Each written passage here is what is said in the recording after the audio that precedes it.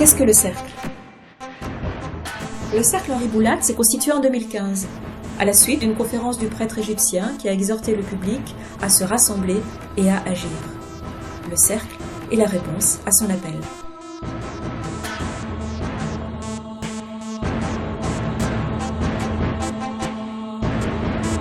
Comment fonctionne le cercle? Groupe de réflexion. Il rassemble tous les 2 mois entre 20 et 30 membres, majoritairement chrétiens, sur des sujets sociétaux, philosophiques ou religieux. Les sujets sont proposés par les membres. Quelques-uns rédigent des textes, soumis quelques jours avant la réunion à l'ensemble du groupe, afin de structurer l'exposé. Ces textes sont consultables grâce au lien ci-dessous. À fin de séance, une collation fraternelle est l'occasion d'échanges plus informels, où chacun peut exprimer librement ses questions et ses réactions. Et le père Boulade?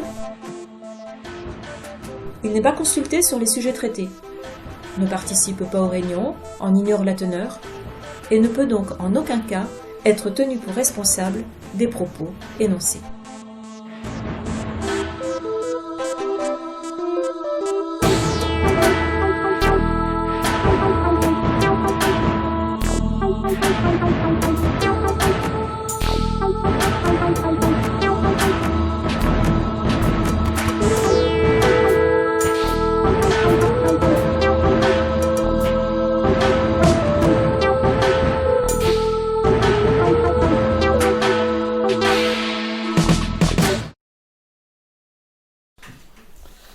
Bon, alors, on va parler de Lourdes. Lourdes, tout le monde connaît, hein, donc il n'y a pas beaucoup de... On ne va pas faire des scoops. Mais je pense que c'est quand même important de parler de ces apparitions. D'abord parce qu'elles existent et que quand le ciel se donne la peine de venir sur terre, c'est bien de pouvoir écouter attentivement ce qu'il a à nous dire. Alors, avant de commencer des apparitions, je voudrais juste faire un clin d'œil à une histoire, certains la qualifient de légende. En fait, c'est un moine irlandais qui s'appelle Marfin, qui en 1118 a écrit sur l'origine du mot Lourdes. Donc on est bien avant les apparitions et il ne l'écrivait pas dans une intention d'enjoliver une histoire après que l'histoire ait eu lieu. Donc en 1118, il écrivait que le mot Lourdes remonterait à 778 quand un Sarrasin du nom de Mirat ou Murat avait pris la ville. Par la suite, on était sous Charlemagne, l'empereur va assiéger la ville, et puis l'évêque du Puy-en-Velay, qui s'appelait Turpin, lui aurait proposé un marché pour regarder la ville, à condition de se rendre, mais pas aux troupes, mais à la Vierge. Et donc, ce Mirat aurait accepté et déposé les armes devant la Vierge Noire du Puy-en-Velay, et la dénomination de Lourdes remonterait ainsi à Luerda, ce qui veut dire la rose en arabe. Et vous le savez, la rose, c'est le symbole de la Vierge. Voilà, donc ça c'est une histoire qui est racontée sur l'origine du nom de Lourdes. En fait, je trouve que c'est l'histoire la plus belle et peut-être la plus juste, puisqu'il n'y a pas vraiment d'explication dans les archives pour dire d'où venait Lourdes. Voilà. Alors maintenant, avant de parler des apparitions, je vais parler du background, de ce qui s'est passé avant les années avant, il y a eu à partir... Bernadette va naître en 1844 et c'est l'aîné de 9 enfants. Et sur les 9 enfants, il y en a 4 qui vont mourir avant l'âge de 10 ans. C'est juste pour vous remettre dans le contexte de la France de l'époque. La mortalité infantile était très élevée, mais dans cette famille qui priait ensemble, Bernadette disait qu'elle n'avait jamais entendu parler ses parents se disputer.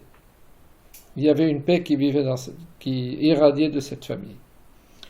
Et ce témoignage de Bernadette a été confirmé par le témoignage d'autres personnes qui vivaient à Lourdes. Son père, il s'appelait François, était meunier et dans les années 40, il menait une vie confortable, il gagnait bien sa vie. Sauf que c'est la période de la révolution industrielle et les moulins à vent étaient en train d'être remplacés par les moulins à vapeur. Et donc François va petit à petit avoir de moins en moins de travail, de moins en moins de revenus et il va faire faillite. Et donc, en plus, en 1849, donc Bernadette avait 5 ans, il va perdre son œil gauche parce qu'il va recevoir un éclat pendant qu'il faisait du meulage. Et donc, il va être borgne à partir de ce moment-là. Comme ils avaient de moins en moins les moyens à cause des moulins à vapeur, il va être obligé de quitter le moulin où toute la famille habitait, ça s'appelle le moulin de Boly, du nom de celui à qui ça appartenait, parce qu'il ne pouvait plus payer son loyer. Plus tard, en 1855, une épidémie de choléra va faire 38 victimes à Lourdes. C'est juste une petite parenthèse. Nos petits soucis actuels avec le Covid, c'est rien à côté de ce qu'ils vivaient au quotidien, mais eux, ils avaient la foi. Donc la société française de l'époque faisait des enfants et avait la foi. Donc ils ne tremblaient pas dès qu'il y avait un petit virus ou une petite bactérie qui se promenait par là. Je ferme la parenthèse. Donc, Bernadette va attraper le choléra, mais elle va en guérir et elle va se rétablir. Par contre, elle va garder, elle était chétive parce qu'elle était asthmatique. Elle va garder toute sa vie une fragilité respiratoire et de l'asthme.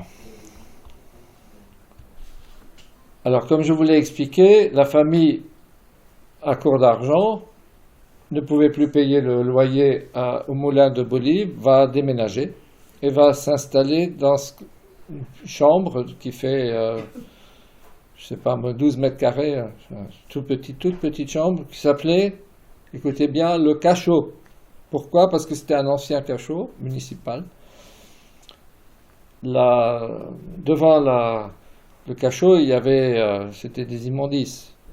Donc c'était vraiment pas du tout sain d'habiter là-dedans. Mais ils n'avaient pas les moyens de se payer autre chose. Donc, c'est pour vous montrer l'extrême misère dans laquelle se trouvait la famille. François était devenu journalier, il travaillait comme ouvrier. Louise, c'est la mère de Bernadette, lavait les vêtements. Et Bernadette s'occupait de ses frères et de ses sœurs, ramassait des os et de la ferraille qu'elle vendait. C'est ce qui explique que le premier jour des apparitions, elle était partie ramasser du bois parce qu'elle le vendait.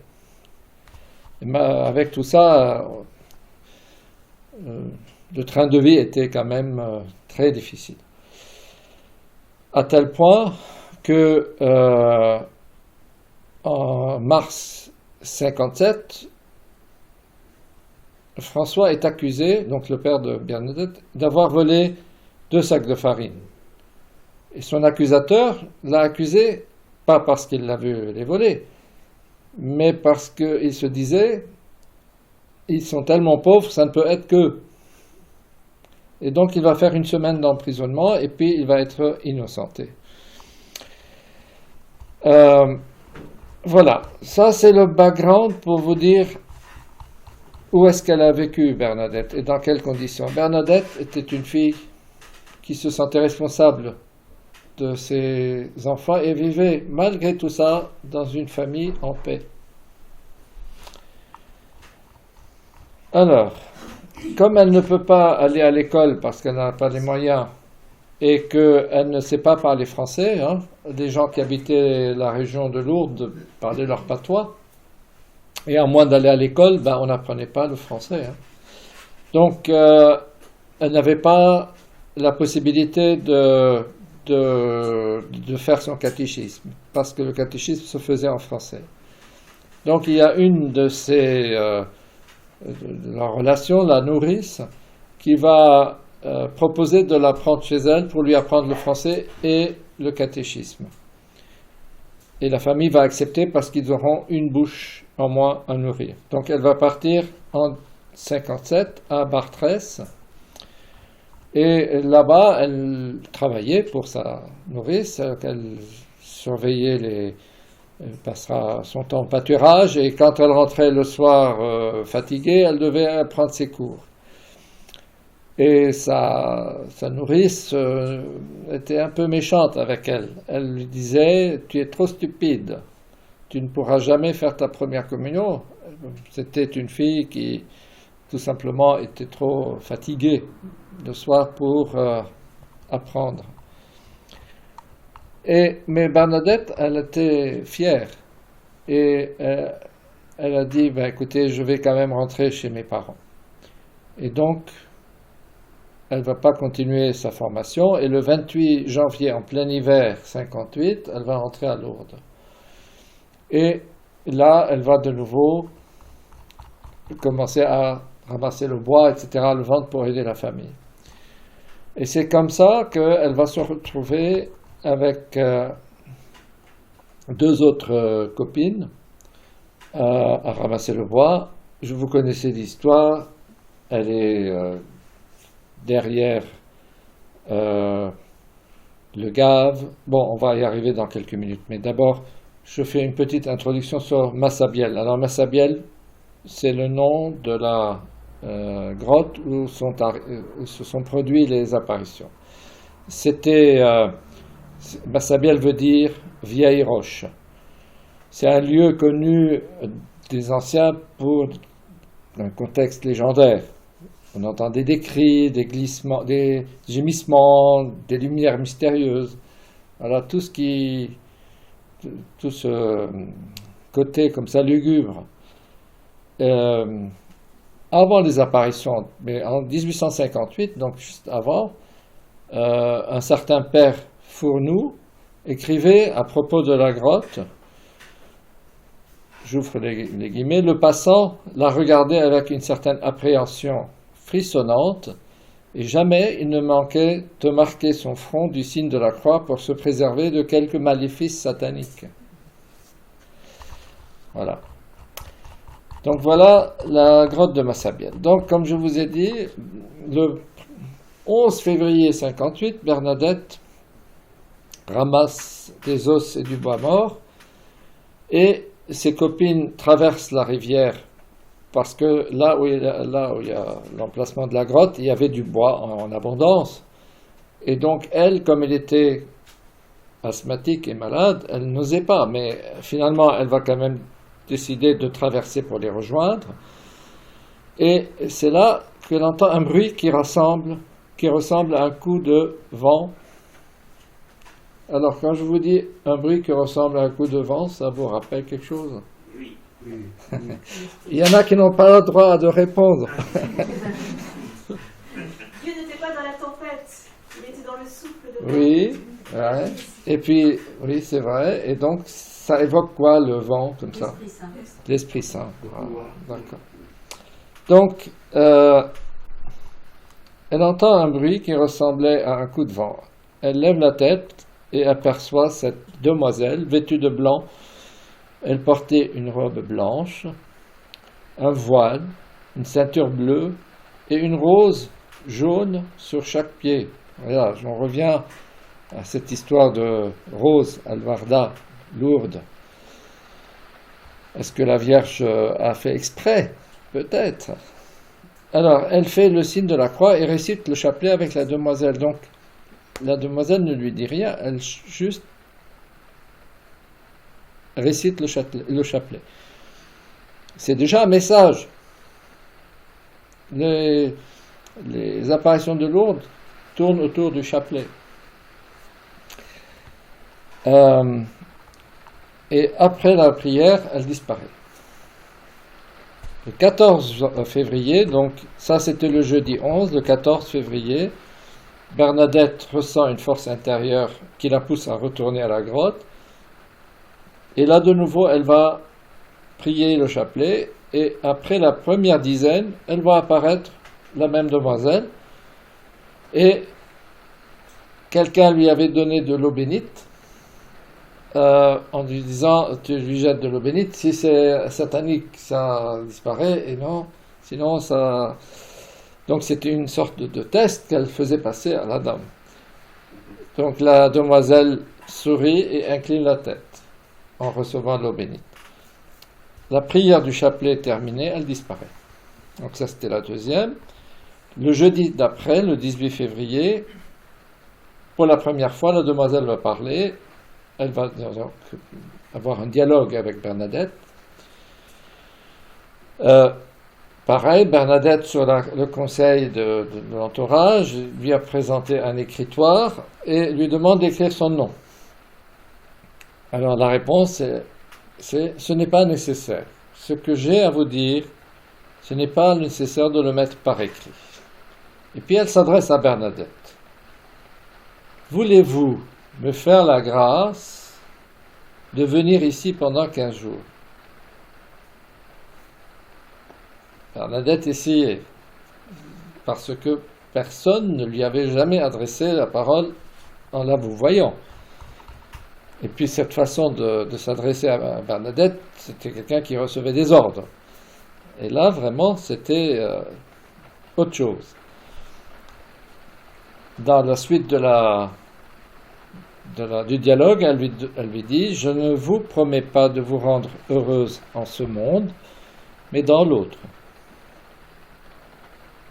Alors cette phrase, elle s'appliquait à Bernadette, mais je pense que nous devons tous la prendre pour nous-mêmes. Nous ne sommes pas dans ce monde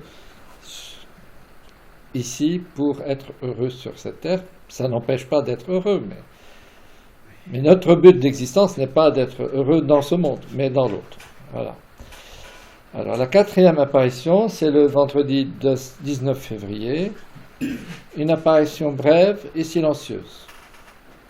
Bernadette vient à la grotte avec un cierge béni et allumé.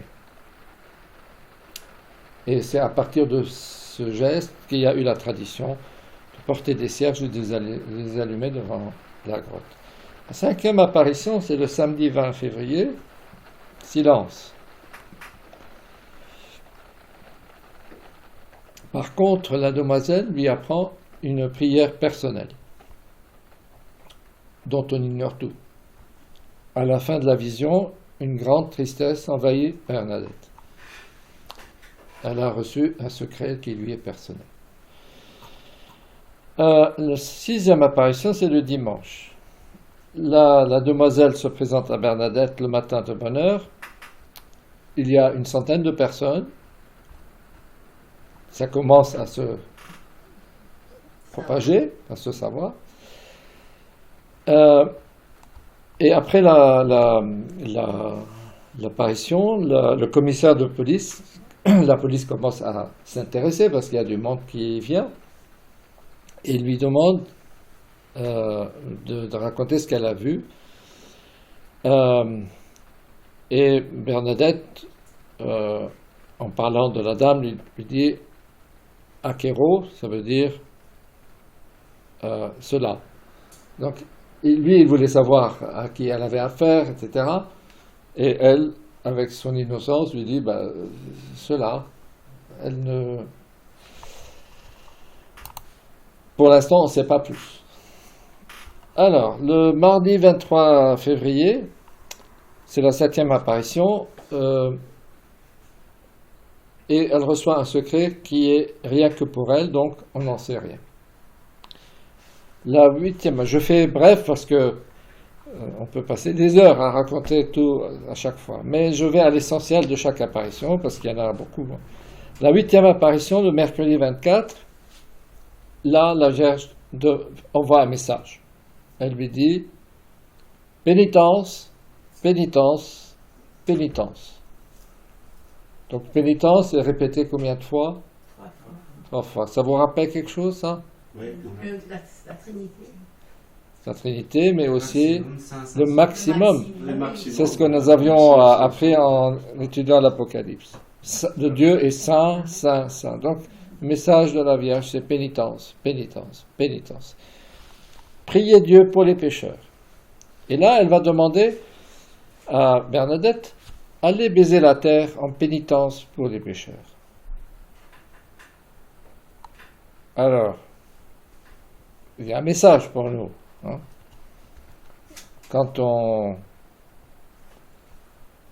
La pénitence s'associe à des actes d'humilité, ouais, de baissement. Ouais.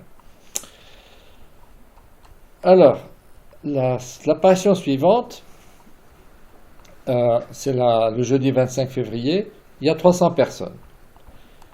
Bernadette raconte. Elle me dit d'aller boire à la source.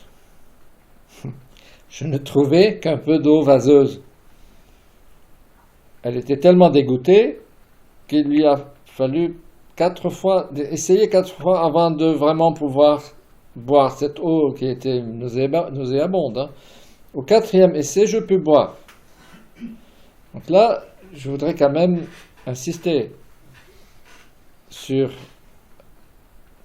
cet aspect d'abaissement, d'humilité dont elle a fait preuve, et qui est associé à la pénitence. Et nous sommes supposés vraiment méditer là-dessus. On reviendra à la fin pour donner un contexte spirituel de tout ça, la quintessence de tout ça. Elle me fit également manger une herbe qui se trouvait près de la fontaine, puis la vision disparut et je m'en allais. Maintenant, il faut vous imaginer le public qui regarde ça. Vous avez 300 personnes qui voient une jeune fille parler à un vide, puis aller au coin de la grotte, plonger sa tête dans de l'eau boueuse et manger de l'herbe. Qu'est-ce que vous en pensez, vous, si vous étiez témoin? Il y a une case qui manque. C'est exactement ça qu'ils ont pensé. Ça les a dégoûtés. Il y en a qui ont témoigné dans ce sens. Alors, Bernadette va accomplir ici des gestes incompréhensibles pour les présents. Marcher à genoux jusqu'au fond de la grotte, embrasser le sol sale et dégoûtant, manger quelques herbes, gratter le sol et essayer de boire de l'eau boueuse, se barbouiller le visage avec de la boue. Personne n'a compris. Nous sommes pourtant, je pense, au cœur du message. La foule lui dit « Sais-tu qu'on te croit folle de faire des choses pareilles ?» Qu'est-ce qu'elle répond? Qu'est-ce que vous auriez répondu à sa place? Qu'est-ce qu'elle lui a demandé juste avant? Pénitence, pénitence, pénitence. Allez baiser la terre en pénitence pour les pécheurs. Donc, elle va répondre très simplement, Bernadette, hein, c'est pour les pécheurs. Elle ne cherche pas à justifier, hein. C'est pas une intellectuelle. Pourtant, les gestes, là, ils ont quand même un sens biblique. Parce que marcher à genoux jusqu'au fond de la grotte, s'abaisser à faire ça, c'est allégoriquement. On peut imaginer que c'est Dieu qui, pour eux, de se faire homme, c'est comme pour Bernadette, de se mettre à genoux c'est s'abaisser, c'est abandonner sa dignité naturelle pour aller vers quelque chose de plus noble. Les herbes amères et la boue, c'est le cœur de l'homme qui est blessé par le péché. Mais au fond de ce cœur, il y a la vie même de Dieu, et c'est ça le sens de la source qui va jaillir de tout ça. Allez à la source, boire et vous y lavez. Cette source, c'est le cœur du Christ qui a été percé par la lance. Tout ça, c'est pas dit, c'est juste ce que vous voyez. Ça n'a pas besoin d'être expliqué. C'est ce que vous voyez, c'est le message. Voilà. L'apparition suivante, c'est la 10e, donc le 27 février. Silence. Il y a 800 personnes. Bernadette boit l'eau de la source de nouveau, accomplit les gestes habituels de la pénitence qu'elle avait déjà accomplis. À la 11e apparition, le dimanche 28 février, plus de 1000 personnes sont là. Bernadette prie, baise la terre, rampe sur les genoux en signe de pénitence. Elle est ensuite emmenée chez le juge Ribes, s'appelle comme ça, qui la menace de prison. Parce que c'était de l'attroupement et tout ça. Bon, mettez-vous aussi à la place des autorités locales. Hein. Il y a une folle qui fait des gestes, qui attire du monde. Voilà. Donc ça, c'était le dimanche. Le lundi, 1er mars, la réponse du ciel. Là, il y a 1500 personnes. Et pour la première fois, il y a un prêtre qui est présent. Une certaine Catherine Latapie se rend à la grotte dans la nuit. Elle trempe son bras qui était déboîté dans l'eau de la source. Son bras et sa main retrouvent leur souplesse. La réponse du ciel, quand on fait pénitence et quand on s'humilie, et pas s'humilie, mais quand on s'abaisse pour la bonne cause, il y a du bien qui en sort. Mais la source était apparue pendant ce tour-là. Elle était maintenant là. Alors, la source, le premier jour, c'était de l'eau boueuse. Oui, oui, Et dans les heures qui suivent, elle était apparue. l'eau va devenir de plus en plus claire. Et c'est probablement ce qui explique le courage de cette femme qui vient la nuit. Hein. Ne veut pas qu'elle soit vue. Et elle va plonger sa main et elle va être guérie. Alors, 13e apparition, c'est le mardi de mars. La foule est de plus en plus importante. La demoiselle demande « Allez dire au prêtre, au pluriel, qu'on vienne ici en procession et qu'on y bâtisse une chapelle. » Bernadette en parle à l'abbé Péramal, qui est le curé de Lourdes. Celui-ci exige de connaître le nom de la demoiselle. De plus, il lui demande de faire fleurir le rosier. Tiens, on revient à la rose. De la grotte en plein hiver. Donc il veut un miracle, ce miracle-là. Alors, à la 14e apparition, le mercredi 3 mars, en présence de 3000 personnes, Bernadette se rend à la grotte, mais la vision n'apparaît pas. Après l'école, elle entend l'invitation intérieure de la demoiselle et elle se rend à la grotte. Et c'est là qu'elle lui redemande son nom. La réponse est un sourire. Alors le curé Péramal lui redit, si la demoiselle désire vraiment une chapelle, qu'elle dise son nom et qu'elle fasse fleurir le rosier de la grotte. Alors, 15e apparition, le jeudi, silence. Là, il y a 8000 personnes et tout le monde attend un miracle. Mais la vision est silencieuse. Le curé campe sur sa position. Pendant 20 jours, Bernadette ne se rendra plus à la grotte, parce qu'elle n'en ressent plus l'invitation. Et puis le 25 mars, c'est la 16e apparition, la vision va enfin donner son nom, mais le rosier sur lequel elle pose ses pieds au cours des apparitions ne fleurit pas. Alors c'est Bernadette qui raconte. Elle leva les yeux au ciel, joignant ainsi en signe de prière ses mains qui étaient tendues et ouvertes vers la terre, et me dit « Qui soy era immaculada conceptio ». Vous avez tous compris. La jeune voyante part en courant, parce qu'elle a du mal à comprendre. Elle a retenu les mots, elle court et elle les répète pendant qu'elle court pour ne pas les oublier. Et elle arrive chez le curé et elle lui sort ça comme ça. Alors, elle ignorait que le pape Pie IX en avait fait une vérité de la foi 4 ans avant. Alors ça, quand le curé entend ça, là, il a compris. Il la croit. Il n'attend plus le miracle de la rose. Et vous êtes déçus pour le miracle de la rose ou pas? Parce que jusqu'à aujourd'hui, ça n'a pas fleuri. Qu'est-ce que vous en pensez? Pourquoi elle n'a pas fleuri? Elle sollicite la foi plus que le spectacle. Alors, moi je fais un parallèle avec la 7e apparition de Fatima. Ça va venir. Et à mon avis, le jour où elle va apparaître pour la 7e fois à Fatima, le rosier là, il va fleurir. Mais c'est une opinion personnelle.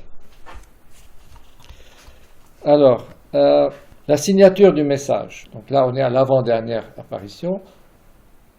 Quand la dame va enfin dire son nom, intervient après 3 semaines d'apparition et 3 semaines de silence. Le 25 mars, le jour où elle annonce son nom, c'est le jour de l'Annonciation, la conception de Jésus dans le sein de Marie.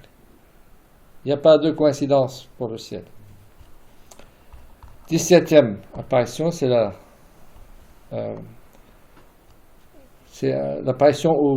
fameuse apparition où Bernadette tient un cierge allumé, et puis le cierge, la flamme va brûler sa main, mais pendant l'extase, donc elle ne sent pas la douleur, et après il y a un docteur qui est sur place, et il va l'examiner, et il va constater qu'il n'y a pas de brûlure. Et la 18e apparition, c'est le 16 juillet, donc c'est la dernière. À ce moment-là, les autorités publiques, nous étions sous Napoléon III, hein, donc les autorités avaient fermé l'accès à la grotte. Pour la dernière apparition, Bernadette va rester de l'autre côté du Gave et elle va quand même voir l'apparition de l'autre côté. Et elle dit: il me semblait que j'étais devant la grotte à la même distance que les autres fois. Je voyais seulement la Vierge. Jamais je ne l'avais vue aussi belle. Donc voilà le résumé des apparitions. J'ai essayé de faire condenser pour que ça... Et les points qui me semblent les plus pertinents. Alors par la suite, il va y avoir plein de témoignages, de guérisons. Les visiteurs vont se presser par dizaines de milliers et tout le monde veut voir Bernadette. Alors, mettez-vous à la place. Si vous étiez à la place de Bernadette, vous voyez tous ces gens. Vous voyez d'où est-ce que Bernadette était partie. Une famille affamée mais vivant dans la paix. 4 sur 9 enfants morts avant l'âge de 10 ans. Voilà le background. Et là, tous les gens, les importants, les riches, les pauvres, tout le monde vient pour la voir et solliciter. Elle aurait pu devenir très connue et très riche. Mais c'est là aussi le signe de l'authenticité de ces apparitions. Parce que ce qu'elle va faire, c'est qu'elle va s'isoler et elle va intégrer l'hospice des Sœurs de Charité à Lourdes.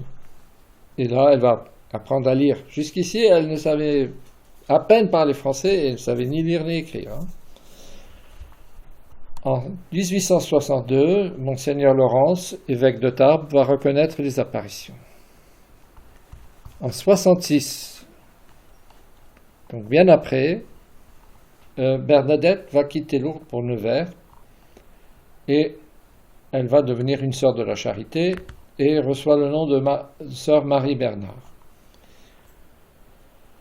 Elle va passer 13 ans de vie marquée par la souffrance en raison de son asthme. Elle parlera d'elle-même en disant « Je suis comme un balai qu'on range dans un placard après s'en être servi ». Elle aurait pu en faire un sceptre et trôner sur un trône. Mais elle a elle a fait le bon choix. Elle va soigner et réconforter les malades. Et puis, en 1979, elle va mourir de tuberculose à l'âge de 35 ans, en murmurant « Sainte Marie, Mère de Dieu, priez pour moi, pauvre pécheresse ».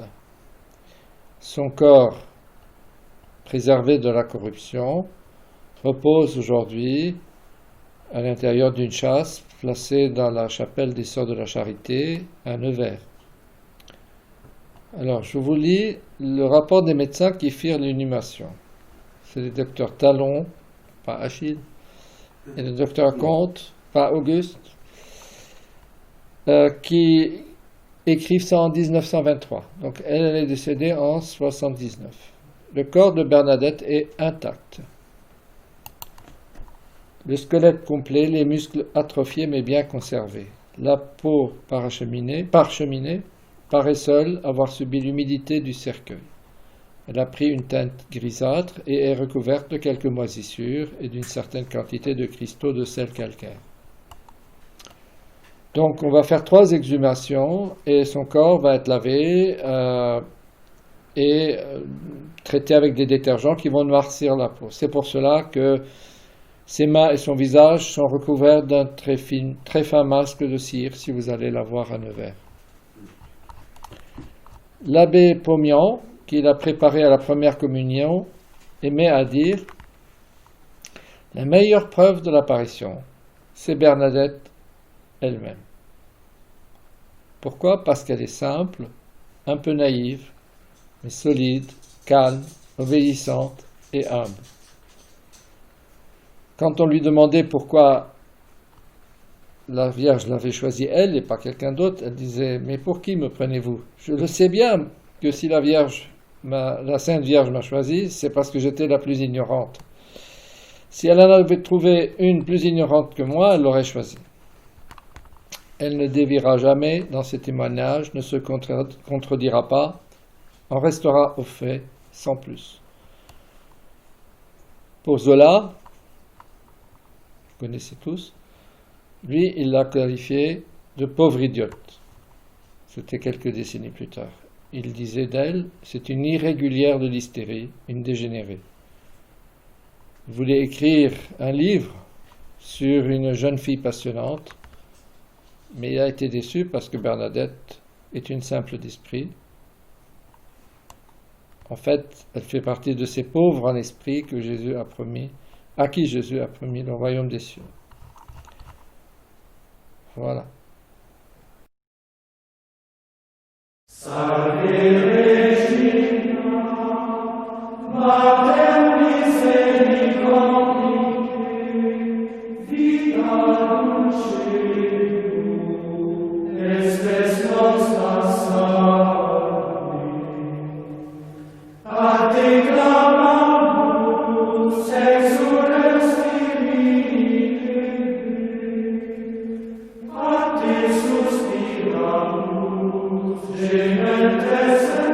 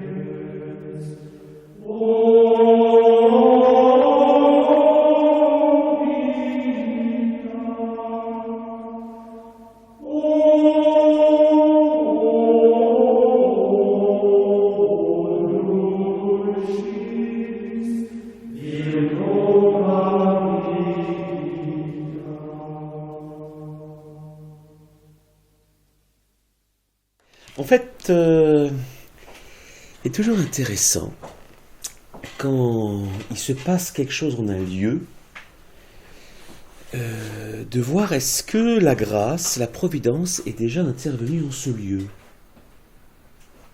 Parce que quand on pense à Lourdes aujourd'hui, naturellement, Lourdes c'est Bernadette. Hein. Les événements des apparitions. Ah, mais il s'est passé des choses avant. Qui font que la Vierge Marie n'intervient pas par hasard dans tel lieu. Comme le Christ d'ailleurs dans les saints évangiles ne fait pas n'importe quoi, n'importe quoi. Il choisit bien ses lieux pour faire quelque chose, comme par exemple, on a pu l'évoquer déjà dans un autre cercle, lorsqu'il libère le Christ, qui fait son premier exorcisme. Il le fait où? À Capharnaüm.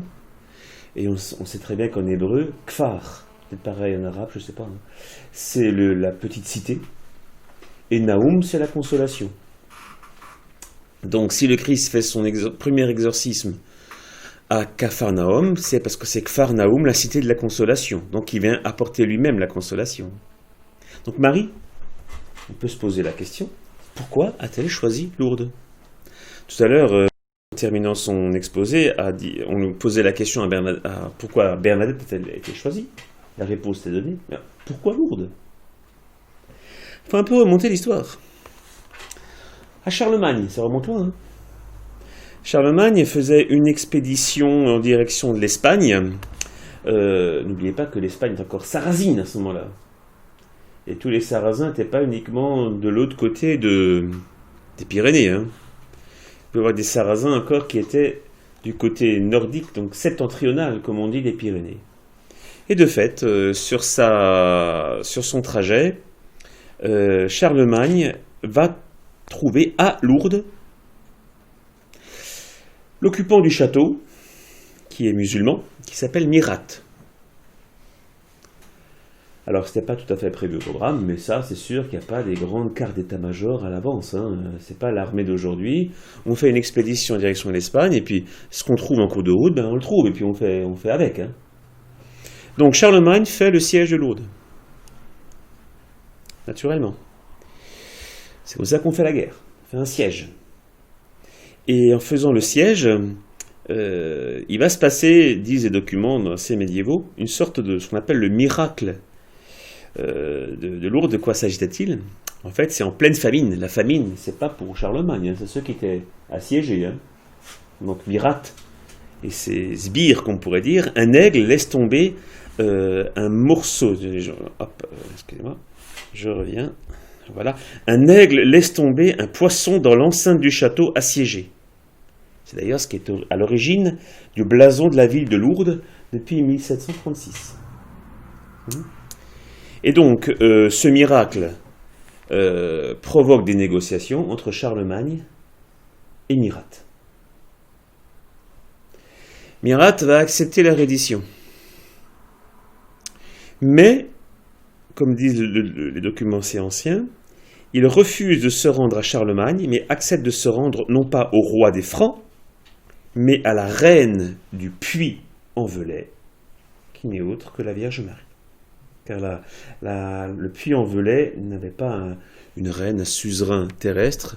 Déjà au Moyen-Âge, la reine du Puy-en-Velay n'est autre que la Vierge. Donc, Mirat refuse de se rendre au roi des Francs, mais accepte de se rendre à la reine du Puy-en-Velay, ce qui va donc donner, dans le système féodal, vous connaissez les suzerains, les vassaux, hein, vous savez comment ça fonctionne. Hein. Lourdes va devenir vassale du Puy-en-Velay. Donc, en apparaissant à Lourdes, Marie apparaît chez elle. Elle est suzeraine de la cité de Lourdes.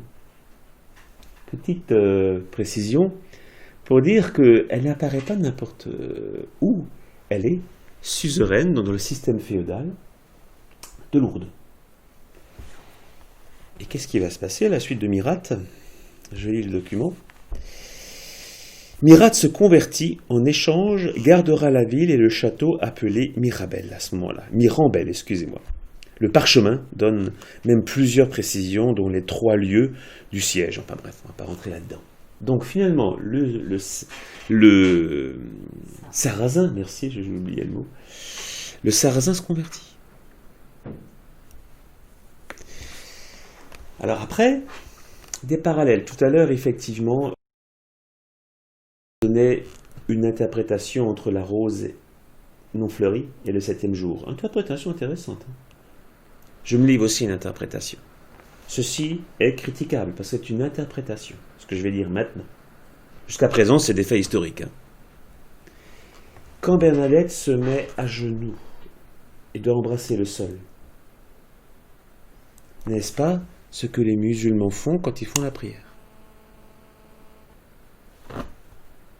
Et celui qui le faisait, le premier d'entre eux, ce fameux Mirate, à l'époque de Charlemagne, se convertit. Donc fait pénitence. Ça donne une autre ouverture aux apparitions de l'eau, tout à fait parallèle à ce qui s'est passé à Fatima. C'est pour ça que j'abonde dans votre sens, dans l'interprétation. Fatima, ville musulmane, s'il en est en fait. Hein. Et Marie vient de nouveau. C'est aussi une princesse qui se convertit au christianisme. Tout à fait. Vous voyez les parallèles? Et ça donne, autant pour Fatima, c'est clair, hein, la relation avec la conversion de musulmans. Avec l'autre, ça n'était pas forcément, si on n'a pas en arrière-fond ce qui s'est passé à l'époque de Charlemagne, la reddition de ce sarrasin et finalement sa conversion. Bon, ça c'est un premier point, mais voilà, je le livre comme ça donne un éclairage assez intéressant. Mais tant qu'on est en Orient, restons-y. Ça, c'est un prêtre qui a fait un ouvrage remarquable, j'ai oublié son nom parce que je retiens jamais les noms, c'est ça qui est terrible. Mais bon, ça peut se retrouver ça. Donc, ce que je vais dire, c'est pas de moi, hein. C'est la petite découverte que je viens de faire, n'est pas de moi. C'est un prêtre tout à fait hébraïsant, donc il parle très bien l'hébreu aussi. Parce qu'il y a une chose que disait Bernadette au sujet de la grotte. Je ne sais pas si elle l'a dit quand elle était encore à Lourdes ou après à Nevers. Ça, je ne suis pas assez spécialiste, hein, parce qu'on sait très bien qu'elle a voulu faire construire une petite grotte de Lourdes à Nevers, hein, qu'on peut toujours voir d'ailleurs, une petite reconstitution. Parce qu'elle disait, la grotte c'est mon paradis. Hein, elle disait ça, je crois. Hein. Or, quels sont les deux grands signes de Lourdes? C'était évoqué tout à l'heure. L'eau et le feu. L'eau parce que, voilà, l'a dit, le feu c'est parce que le médecin qui était, je crois, d'autre que le docteur Dozon, a vu que Bernadette, vous l'avez évoqué ça, hein, sa main ne brûlait pas durant l'apparition, et d'ailleurs ni de traces de brûlure. Et une fois que l'apparition était finie, a dit, le docteur va remettre la main dans le feu, et là la réaction de réflexe, tout simplement, là, on retire sa main, on ne réfléchit pas. Hein.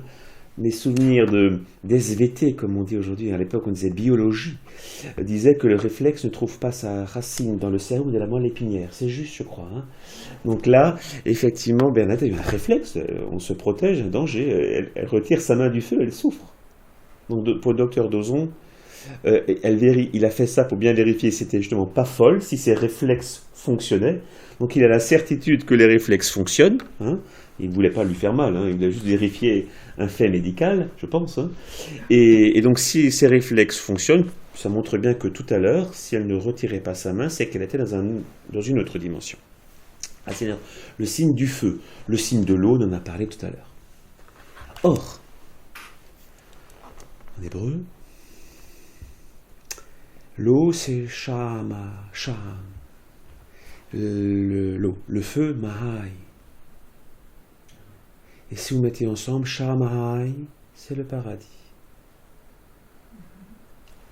Et ça, elle ne parlait pas hébreu, la petite Bernadette. Elle ne se rendait pas compte que les deux signes, Sham et Hai, qui donnent Shamahai, veut dire paradis en hébreu. Donc, vous voyez comment... Et quand elle disait « Je ne vous promets pas d'être heureuse en ce monde, mais dans l'autre », Bernadette qui dit « La grotte, c'est mon paradis ».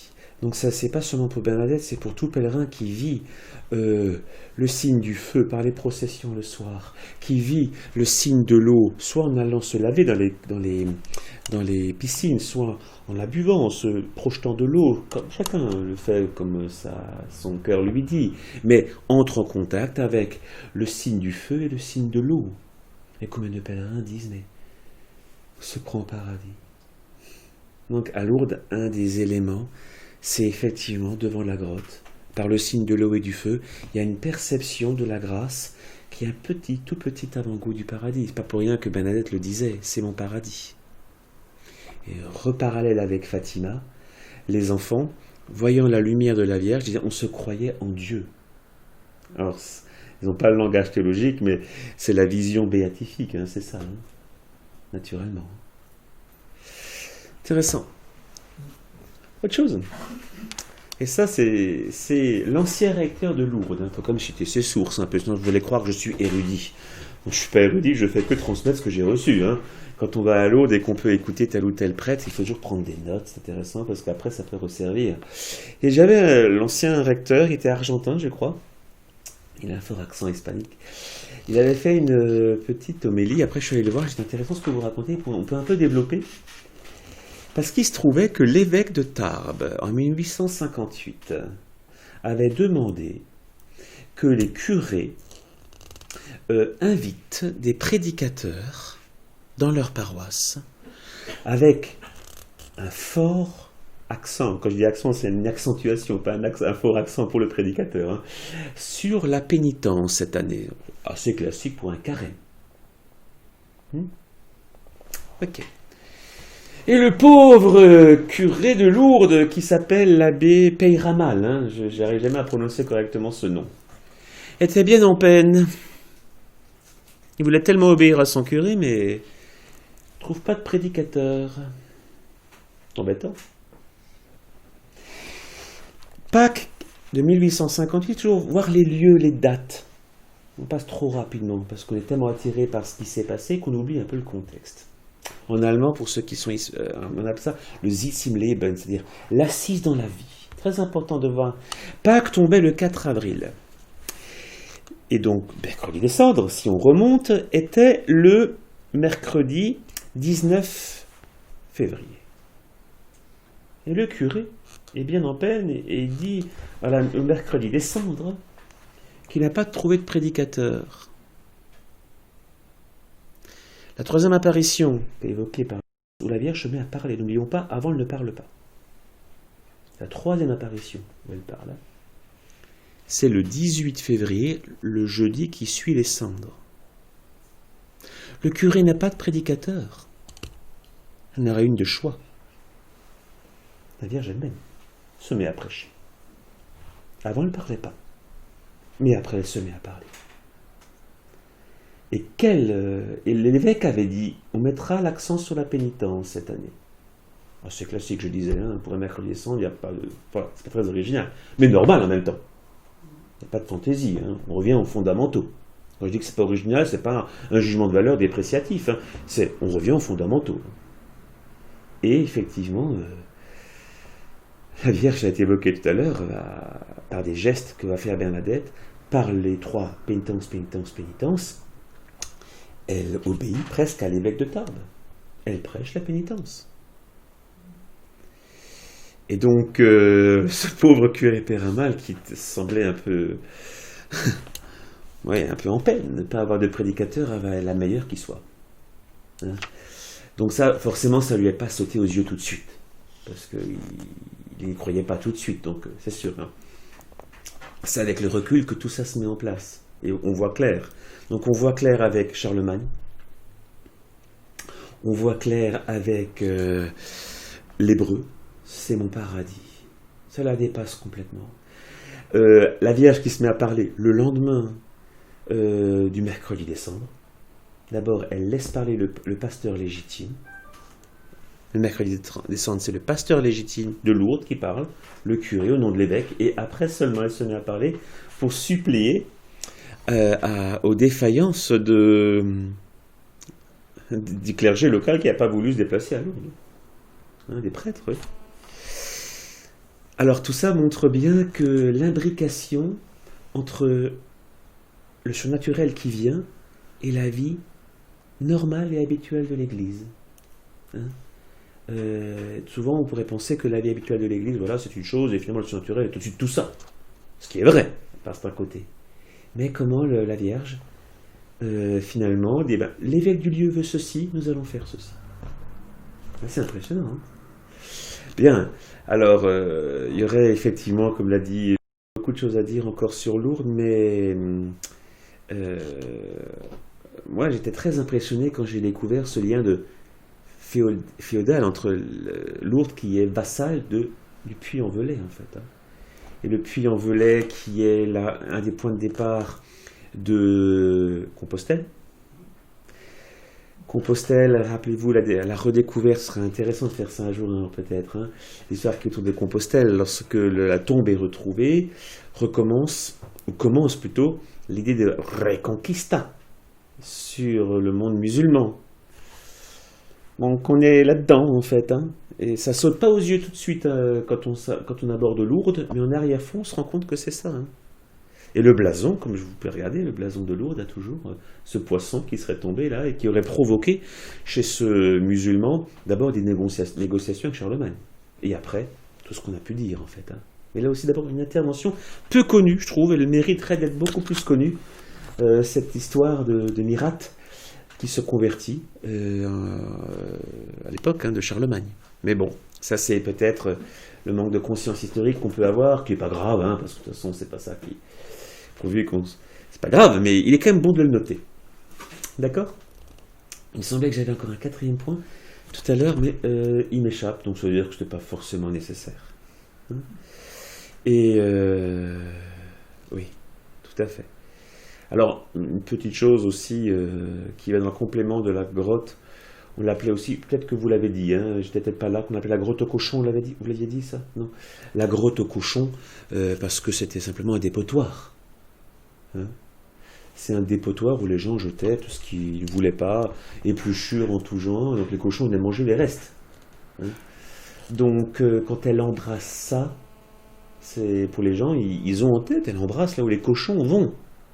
Donc, vraiment, la décrépitude du péché, quoi, en fait. Hein. Et en arrière-fond, là où le péché abonde, la grâce surabonde. Ça, c'est un parallèle que je fais moi-même. Hein. Ça, c'est à prendre avec des pincettes, donc. Hein. Mais c'est quand même la grotte au cochon. Et voilà. Donc, et effectivement, une petite anecdote qui m'avait marqué, parce que quand j'étais petit, en classe de primaire, et que le curé a fait ce qu'a fait ce soir, hein, lorsqu'il a raconté les apparitions de Fatima, il avait rajouté, c'est sans doute vrai, je pense, hein, que quand elle a entendu « Que soy era Immaculada Concepción », la pauvre, elle avait peur de ne pas retenir. Donc elle a répété, jusqu'à ce qu'elle est devant le curé, et elle sonne « Que soy era Immaculada Concepción ». Alors là, effectivement, je crois que c'est le coup de grâce pour le pauvre prêtre, qui... alors pourquoi était-il un peu sceptique ? C'est intéressant quand même. Il avait un caractère assez rude, hein, mais ça c'est normal, c'est un prêtre. Donc, j'espère qui fréquentent les prêtres se rend compte de la rudesse. Certains diraient c'est parce qu'ils sont mariés, ils n'ont pas la douceur d'une femme qui arrondit les angles. C'est peut-être vrai, je ne sais pas, mais bref. Pourquoi il est un peu rude, hein, l'abbé Péramal, et reprocha d'ailleurs à son vicaire, l'abbé Pomian, d'être un peu trop facilement convaincu par la petite Soubirou. On note effectivement dans les comptes rendus, enfin on lit dans les comptes rendus que l'abbé Pomian aurait dit à son vicaire « Soyez prudent, monsieur l'abbé, la misère n'est pas toujours gage de sincérité ni de vérité. » Voilà, prudence. Pourquoi ? Parce que, qu'est-ce qu'il y a déjà eu en France ? Toujours le Sitz im Leben, c'est-à-dire l'assise dans la vie de ce brave prêtre. C'est quoi son contexte ? Pourquoi est-ce qu'il est méchant ? C'est qu'il y a eu... oui, beaucoup de fausses mystiques. Alors, il y avait déjà la Salette qui n'était pas encore tout à fait... Enfin, c'était reconnu, mais la pauvre Mélanie Calva, oui. Calvin, c'est un autre. Et le Calva, c'est autre chose. Bref, donc du coup, Mélanie Calva, même si l'apparition est reconnue, la pauvre, elle traîne derrière elle aussi une réputation pas toujours très noble et pas toujours méritée d'ailleurs non plus. Hein. Donc, il y a plein de fausses mystiques, dans le sud-ouest d'ailleurs, hein, qui prétendaient aussi avoir toutes sortes d'apparitions. Bon, alors, ça c'est quelque chose. D'autre part, nous sommes sous Napoléon III, qui a fait une alliance avec les libéraux francs-maçons, et le curé sent très bien que c'est pas simple tout ça, les poussées laïcistes sont très fortes, et le pouvoir, et surtout les libéraux, feront très vite le raccourci, et ça, le curé l'entend. Si la Vierge apparaît, alors c'est un peu ridicule comme raisonnement, si la Vierge Marie apparaît à Lourdes, il y a un projet politique.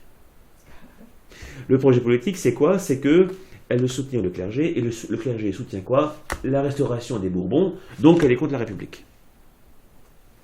Ou l'Empire, au profit des Bourbons.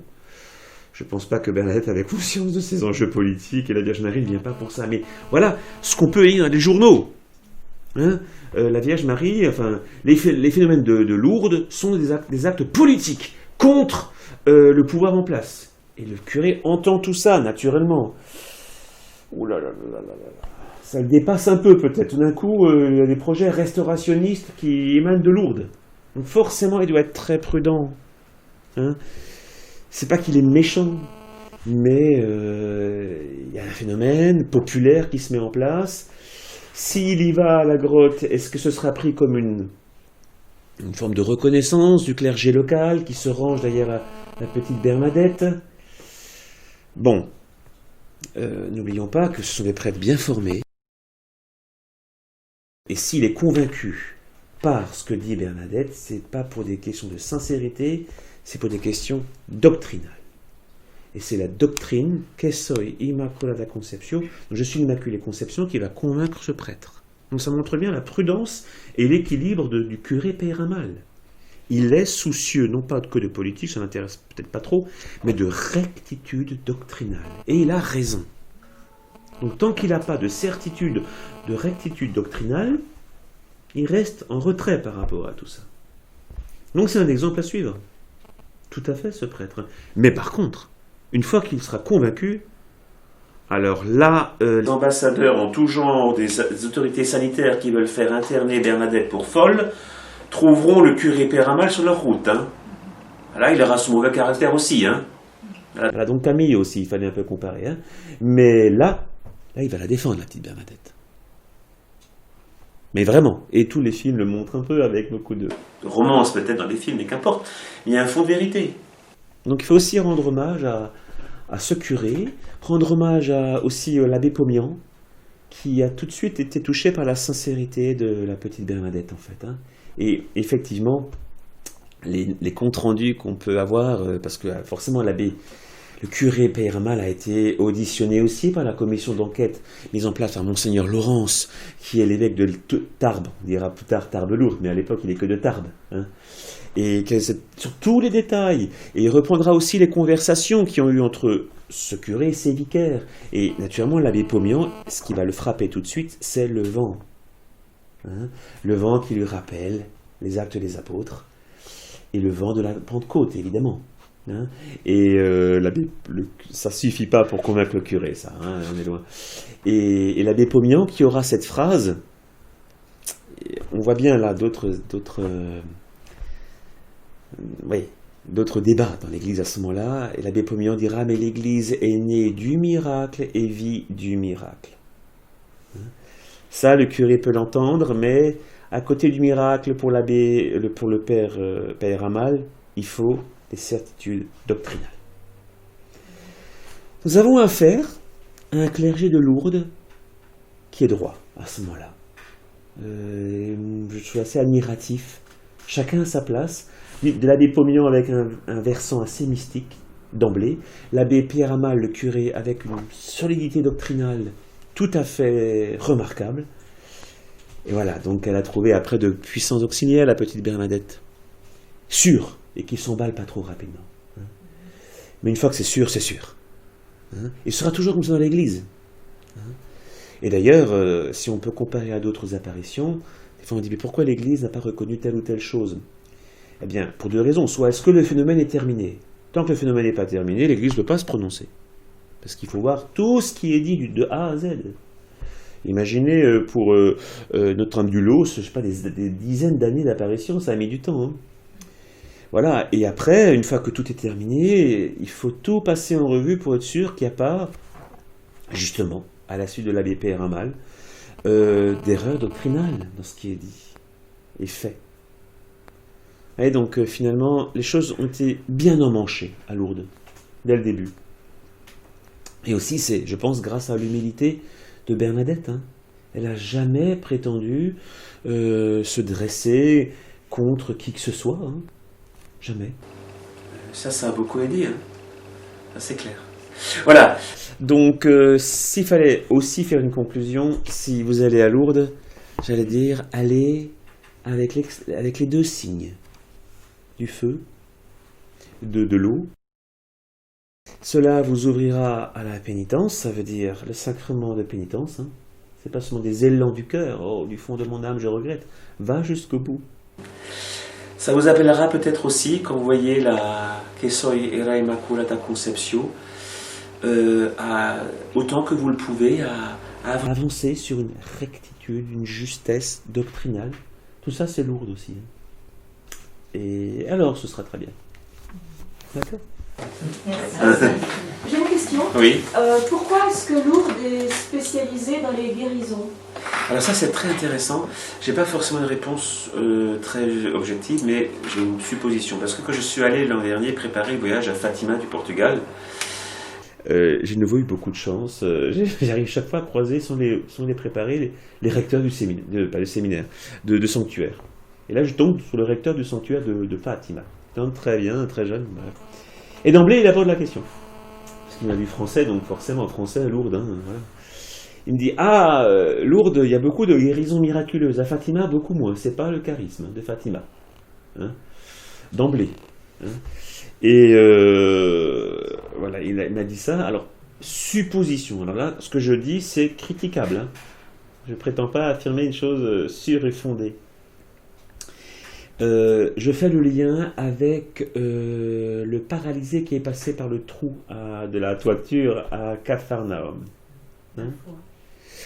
Mais avant cela, la foi, oui. Mais il y a guérison d'abord physique à Capharnaüm et également, d'abord spirituelle. Va, tes péchés sont pardonnés. Et pour que vous sachiez que j'ai le pouvoir de pardonner les péchés sur cette terre, prends ton brancard, lève-toi et marche. Je pense donc, à la lumière de ce passage des Saintes Écritures, qu'à Lourdes, où la pénitence, donc je dirais le retour en grâce de l'âme vers son Dieu, hein, donc l'âme qui retrouve la sainteté intérieure, pour que ce soit manifeste que c'est ça qui est demandé à Lourdes, il y a des signes de guérison pour qu'on soit en chemin vers la réconciliation avec Dieu. Comme Jésus avait dit à ses détracteurs, pour que vous sachiez que je peux pardonner, va, lève-toi et marche. Vous voyez, il est guéri physiquement. Maintenant, croyez en sa guérison spirituelle. Vous voyez les gens qui se mettent à marcher, qui sautent de leur chaise roulante et autres. Mais croyez surtout qu'il faut quitter Lourdes en se purifiant l'âme par la confession. Je pense qu'il y a ça. On pourrait aussi penser à autre chose, je pense, parce que à Lourdes, la Sainte Vierge dit « Je suis l'Immaculée Conception », c'est-à-dire elle est sans péché et le mal, les maladies spirituelles, physiques, vient du péché. Oui. Alors là où on se trouve avec l'Immaculée Conception, on guérit aussi dans tous les domaines, physiquement et tout à fait, spirituellement on n'a pas entendu ici. Je fais votre interprète, vous me corrigez si je me trompe.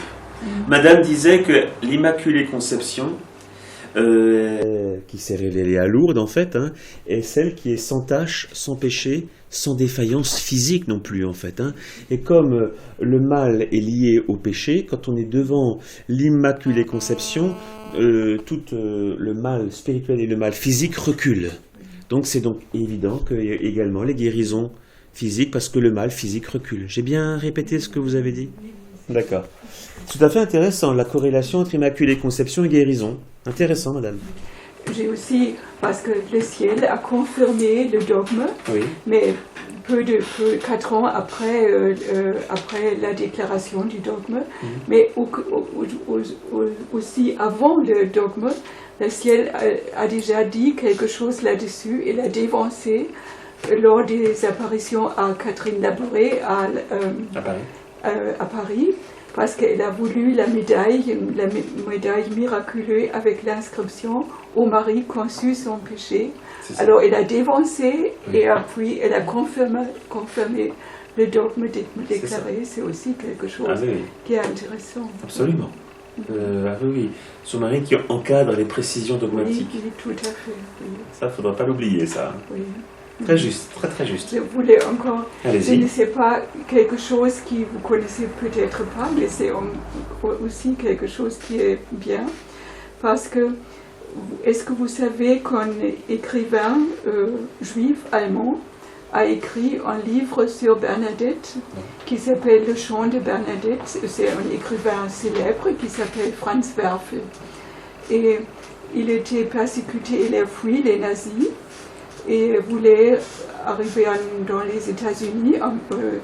Et puis, pendant sa fuite, il est venu à Lourdes.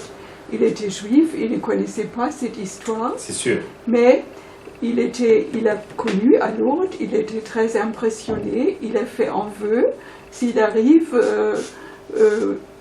sa fuite réussit, et s'il arrive aux États-Unis, il va écrire le livre de l'histoire de Bernadette. Et à travers le Portugal, il a réussi de venir aux États-Unis. Et il a accompli son vœu. Il avait écrit un très bel livre sur Bernadette, tout à fait authentique, qui s'appelle Le Chant de Bernadette. Et c'est très beau ce livre-là. On peut trouver peut-être en français. C'est connu en Allemagne. Oui, et il est encore juif, ce monsieur? Mais je ne sais pas, probablement il ne vit plus. Oui. Et je pense qu'il est resté juif. Mais il a bien aimé cette histoire et il a écrit là-dessus. Tout le monde est déjà à Lourdes parmi vous, non? Oui, moi j'étais à plusieurs reprises, 5 fois je crois. Pardon.